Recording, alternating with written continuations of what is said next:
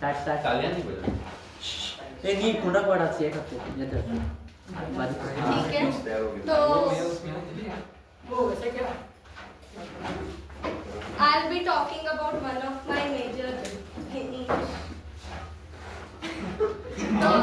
Tanish English English वापरले ठीक है तो I'll be talking about one of my major weakness too there are तो जो एक मैंने लिखा था पहले is emotional attachment emotional attachment का मतलब होता है अटैच हो जाना इमोशनल है ना।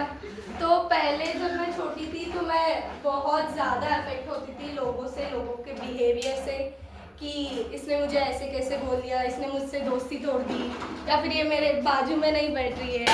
ये सब चीज़ों के बारे में मैं बहुत ज़्यादा सोचती थी घर जाके भी कि मतलब जैसे सर ने भी बोला कि external factors used to affect me very much.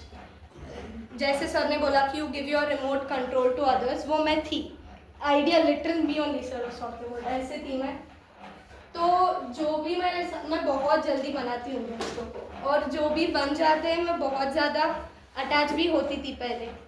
तो देन आई स्टार्टेड ऑब्जर्विंग कि जब मैं हॉस्टल गई थी, मतलब 45 डेज के लिए क्रैश कोर्स गई थी मैं आरवास 10th में, कुछ फायदा तो नहीं हो पर फिर भी।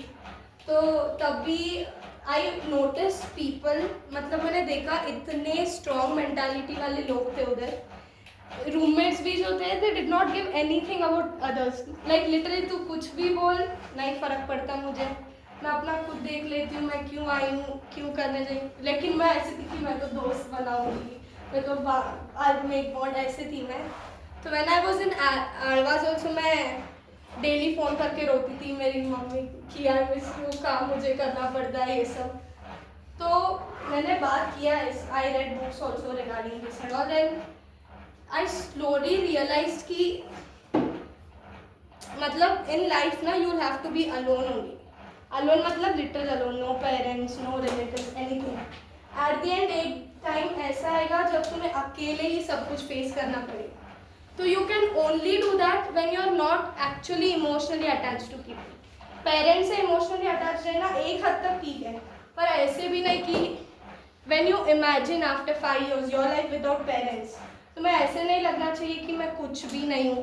अब तो everyone is financially as well as emotionally dependent on parents, लेकिन the true reality जो है ना कि हमें लगता है पेरेंट्स ने इतना कुछ किया है तो बाद में वही रहेंगे, पूरा इमोशनली अटैच रहना चाहिए हमें, पर ऐसे नहीं। अब तुम ही देखो, तुम्हारे पेरेंट्स उनके पेरेंट्स के बिना रह रहे आराम से, तो you have to do it one day.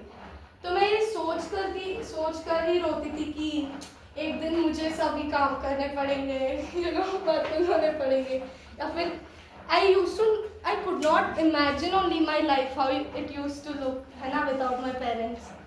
तो जब मैंने बात किया अपने पेरेंट्स से भी इसके बारे में, तो उन्होंने बोला कि दिस इज़ बिकॉज कि you take everything very to your heart, है ना, कुछ भी बोल रहे मेरे लिए ही है, या फिर लोग मेरे पे हंस रहे हैं, या फिर लोग मेरे पे ऐसे जज कर रही है वो 9th-10th में, है ना। तो दैट शोज कि how weak your by your mind, कि योर लिटिल, तू बोल रही है कि लोग मेरे को अच्छा ट्रीट करेंगे तो मेरा मूड अच्छा रहेगा, या फिर लोग मेरे से बात करेंगे, लोग मेरे को अप्रिशिएट करेंगे तब मैं खुश रहूँगी।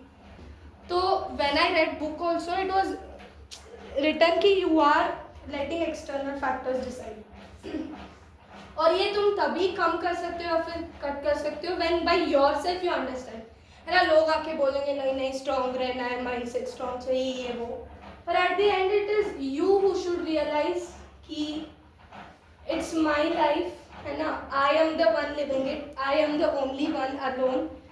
तो इसलिए जब मैं सिनर्जी आई तो मैं कुछ भी करने लगी, है ना, क्लास में भी ज़ोर ज़ोर से गलत आंसर चिल्लाने लगी, सिर्फ गलत आंसर चिल्लाने लगी, और जैसे लोग हंसते थे तो मैं ज़्यादा ऐसे I started not caring.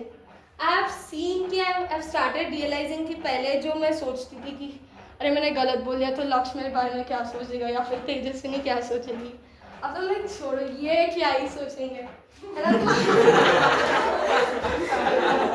I can see that transformation, तो that was one of my biggest weakness, जो बहुत हद तक कम हुआ, ज़्यादा। इतना ही, थैंक यू।